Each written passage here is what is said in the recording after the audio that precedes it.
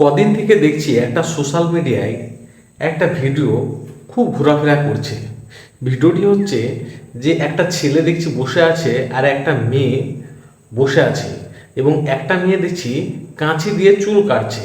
আচ্ছা, আমি বুঝতে পারছি না যে কি এমন অপরাধ করেছিল। যদিও অপরাধ করে থাকে, এই চুল কেটে কি সেটা কি সমাধান করা যায়? অপরাধ তো কি বিষয়টা অ্যাকচুয়ালি আমিও জানি না, সোশ্যাল মিডিয়ায় দেখলাম ভিডিওটা, তাই আমি তোমাদের সামনে তুলে ধরছি।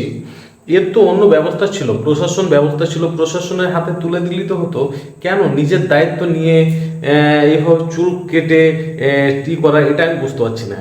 তাই বন্ধুদেরকে বলছি যে যাই হোক না কেন, সোশ্যাল মিডিয়ায় যাই হোক না কেন বা গ্রাম্য এলাকায় যাই হোক না কেন, অবশ্যই পাশে প্রশাসন আছে, প্রশাসনের হাতে তুলে দিলেই আমার মনে হয় যথেষ্ট ভালো।